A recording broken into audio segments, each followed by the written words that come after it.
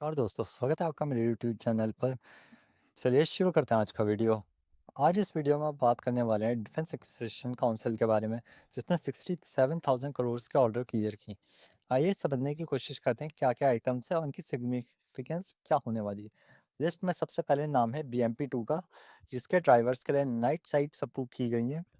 देखिए, BMP-2 भारतीय थल सेना के लिए बहुत ही इंपॉर्टेंट कंपोनेंट है। थल सेना की मैकेनाइज्ड इन्फेंट्री इनका प्रयोग करती है। और फ्यूचर में कभी अगर भारत पाकिस्तान पर अटैक करेगा या फिर मूव करेगा तो इम्प्रूव टैंक्स के साथ साथ जितने भी हमारे मैकेनाइज्ड इन्फेंट्री है उनमें भी इम्प्रूवमेंट्स की ज़रूरत है। 2-3 साल पहले BMP-2 भारत ने अपने बेड़े में शामिल किए थे कुछ नए BMP-2 व्हीकल्स, उनके ऊपर नाइट विजन सिस्टम पहले से ही मौजूद है। तो इसी की तर्ज पर जो बाकी पुराने BMP-2 व्हीकल्स है दोस्तों, उनके ऊपर भी नाइट विजन्स लगाए जाएंगे। अब बात करें इंडियन नेवी की, तो उसमें उसके लिए compact autonomous surface craft clear किया गया है, जो आज के रिक्वायरमेंट के लिए बहुत इंपॉर्टेंट कंपोनेंट हो जाते हैं। हालांकि इनकी डिटेल्स अभी तक तो सामने नहीं आई है। और हमने ये भी देखा है कि रशिया यूक्रेन वॉर के दौरान ये सिस्टम्स कितने इफेक्टिव रहे हैं। वैसे इन वेसल्स को लेकर आइडिया जो है भारत की, इसको एंटी सबमरीन वॉरफेयर में यूज़ करेगा।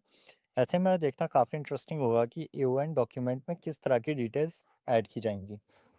इसके बाद लिस्ट में तीसरा नाम है हम सबका favourite BrahMos supersonic cruise missile system का। ऑपरेशन सिंदूर के दौरान भारत का सबसे इफेक्टिव वेपन सिस्टम था ब्रह्मोस। ब्रह्मोस ने ऐसी तबाही मचाई पाकिस्तान में तो उनके हैंगर्स अभी भी नीली पॉलिथीन्स में कवर्ड है दोस्तों। इंटरेस्टिंगली इस पूरे एपिसोड में भारत ने लैंड टू लैंड सिस्टम्स का प्रयोग नहीं किया है। जितनी भी ब्रह्मोस फायर की गई थी वो Su-30 MKI से फायर की गई थी, जो कि एयर टू सरफेस मिसाइल के तौर पर फायर की गई थी। लेकिन यहाँ पर भारतीय नौसेना के लिए फायर कंट्रोल सिस्टम्स और लॉन्चर एक्वायर किए जा रहे हैं। मतलब कि आने वाले समय में और ब्रह्मोस मिसाइल्स को हम एक्वायर करने वाले हैं और भी सिस्टम्स को ऐड करेंगे। इसके अलावा भारतीय नौसेना कुछ शिप्स के ऊपर बराक 1 अभी भी मौजूद है, क्योंकि मिसाइल सिस्टम्स काफ़ी पुरानी हो चुकी है। इसकी वजह से इन्हें अपग्रेड्स की आवश्यकता है और लिस्ट में अगला नाम इनके अपग्रेड को लेकर ही है। अगर भारतीय वायुसेना के सिस्टम्स की बात की जाए तो लिस्ट में भारतीय वायुसेना के लिए माउंटेन रडार्स क्लियर किए गए और Spyder surface to air missile system को अपग्रेड करने के पैकेज पर अप्रूव किया गया है। आपने देखा होगा कि स्पाइडर मिसाइल डिफेंस सिस्टम जो है वो बाकी इंडियन एयर डिफेंस सिस्टम्स के साथ अभी भी कनेक्टेड नहीं है, तो उन्हें कनेक्ट भी किया जाएगा। तो दोस्तों, वैसे अगर आप PIB में जो प्रेस रिलीज़ देखेंगे, उसमें ध्यान से पढ़ेंगे तो समझ आएगा कि Spyder surface to air missile system Bharat के जो ISCS के साथ अभी भी compatible नहीं था, जैसे कि मैंने अभी बताया। अभी इसे अपग्रेड करके उसके साथ compatible बनाया जाएगा। इसमें अगला आइटम जो है वो सबसे ज़्यादा क्रूशल है दोस्तों। भारत की तीनों सेनाओं के लिए 87 unit medium altitude long endurance drone clear किए गए। अभी तक भारतीय सेनाओं के पास 246 के नंबर में इस तरीके के सिस्टम को एक्वायर कर रही थी, क्योंकि अच्छे खासे नंबर में medium altitude long endurance drone को अपने बेड़े में शामिल कर पाएंगी। हालांकि यहाँ पर एक बड़ा चैलेंज रहेगा कि ये जो दो सिस्टम बनाए जा रहे हैं, इसमें एक्वायर करने के लिए भी जो कॉस्ट आएगी वो कितनी होगी, या फिर इसके इंजन्स जो प्रयोग किए जाएंगे वो कौन से होंगे। वैसे तो इन चीज़ में एक चीज़ चाइनीज़ इंजन और दूसरे कनेडियन, जिसके चलते रिक्वायरमेंट भारत के लिए काफ़ी कॉम्प्लिकेटेड हो चुकी है, क्योंकि चाइनीज़ इंजन हम लगाने नहीं वाले। कनेडियन इंजन्स का हमें अभी तक पता नहीं। हालांकि DRDO की तरफ से अपना खुद का इंजन बनाया जा रहा है।